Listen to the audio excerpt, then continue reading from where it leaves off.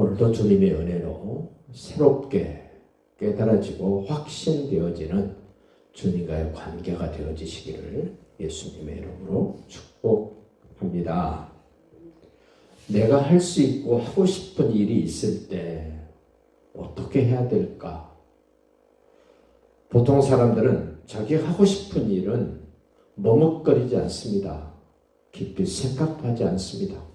그냥 해버립니다. 하고 싶은 일뿐만 아니라 할 수 있는 힘이 있을 때, 할 수 있는 환경이 됐을 때 세상 사람들은 자기 힘껏, 자기 마음껏 하고 싶은 대로 합니다. 그러나 하나님의 사람들은 할 수도 있고 하고 싶음에도 불구하고 하나님의 사람들에게는 근거가 되는 것이 있습니다. 기준이 되는 것이 있습니다. 기본이 되는 것이 있습니다. 하나님의 말씀입니다.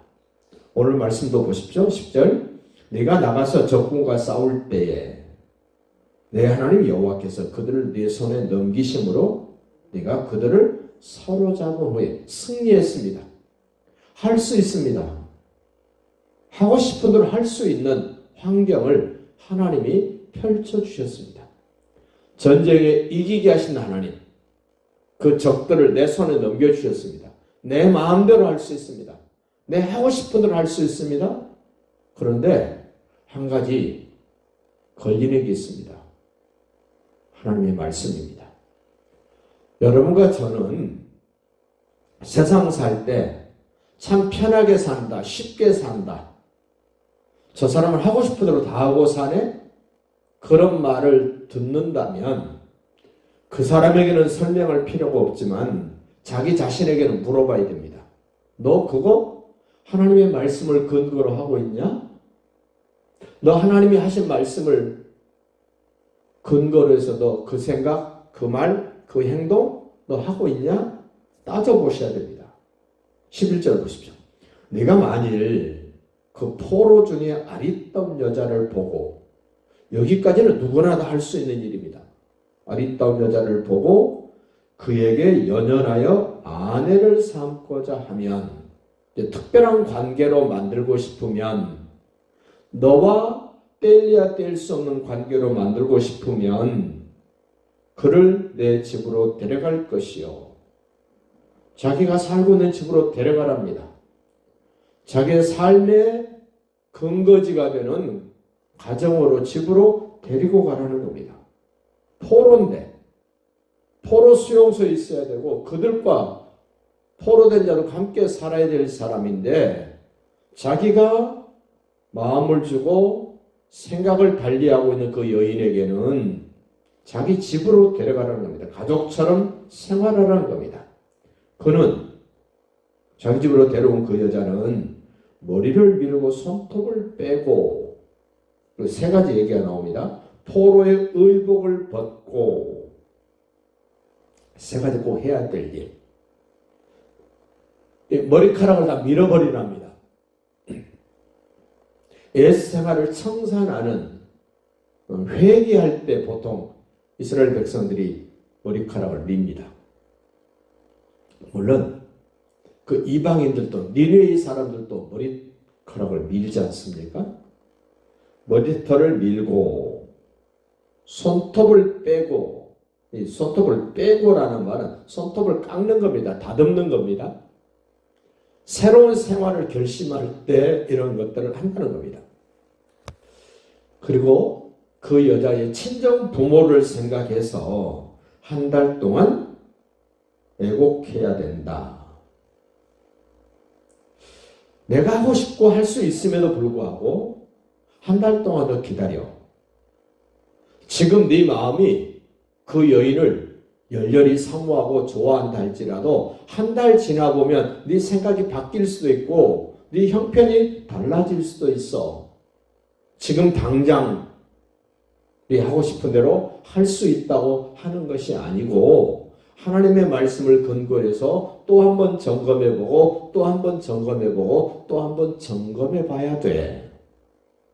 하나님의 사람들은 조심스럽게 또 점검하고 또 점검해야 된다는 겁니다. 나는 뒤끝이 없어. 나는 그냥 하고 싶은 말을 해야 돼. 나는 할 수 있는 건 해버려야 돼. 아니라는 겁니다. 그 부모를 위하여 한 달 동안 애곡한 후에 네가 그에게로 들어가서 그의 남편이 되고 그는 네 아내가 될 것이다. 남편이 되고 아내가 된다는 말은 창세기 2장 18절로 25절을 꼭 기억하셔야 됩니다. 아담 혼자였습니다. 하나님이 하와를 아내로 만들어 주십니다. 한 몸이 됐다. 아내와 남편은 한 몸이 된 겁니다. 뗄래야 뗄 수가 없습니다. 자, 14절 보십시오. 그 후에 네가 그를 기뻐하지 아니하거든. 그 후에란 말은 한 달 후에 아니면 뭐 상당 기간 같이 살아보고 난 후에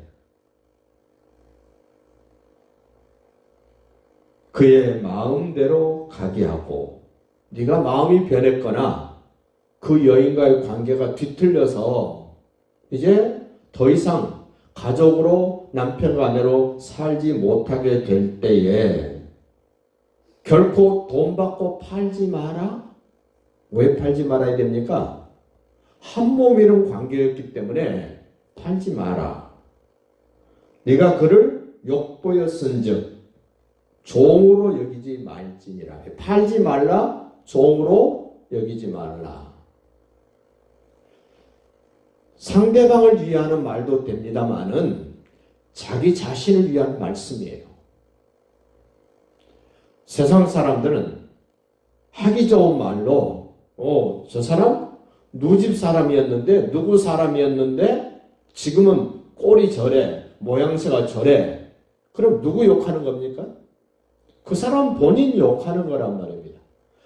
저는 시골에 있을 때 이런 얘기 참 많이 들었습니다. 누구누구 사람이었는데 누구누구 집 사람이었는데 지금 형세가 저러네. 그렇게 다니는 사람을 욕하는 것이 아니라 그의 본 남편, 본 주인을 욕하고 그렇게 표현하는 것입니다. 하나님은 내가 할 수 있고 내가 하고 싶은 일을 할 때 하나님이 얼마나 나를 사랑하시는가, 얼마나 하나님이 나를 생각해 주시는가. 지금 당장은 팔면 좋을 것 같고 종으로 부리면 좋을 것 같은데 그것이 결코 나를 위한 일이 아니라는 겁니다. 하나님의 사람들은 하나님이 뭐라고 말씀하시는가에 좀 더 생각을 하고 그 말씀을 따라야 된다는 이 불변의 원칙이 바로 이런 겁니다. 이방 여자를 아내로 맞이할 때 내가 보기에 좋을 대로 하고 싶을 때 내가 할 수 있는 환경이 됐고 힘이 있을 때 늘 기억하셔야 됩니다. 나는 모든 것을 내 마음대로 내 생각대로 할 수 있는 사람이 아니고 내 위에는 하나님이 계셔. 이것을 느끼는 곳이 어디였냐면 에덴 동산이었습니다. 에덴 동산 중앙에 선악과 나무가 있었습니다. 어디서나 볼 수 있는 선악과.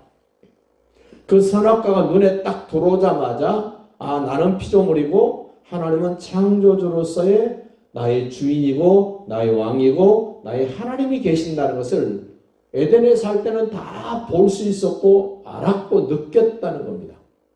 그런데 선악과 따먹고 보니까 하나님같이 되는 것도 아니고 내가 평생 죄인으로 살아가도록 에덴 동산 밖으로 쫓겨났다는 사실을 꼭 기억하셔서 우리 가정에도 선악과가 있어야 됩니다. 집에서도 딱 쳐다보니까 하나님이 나는 하나님이 아니야.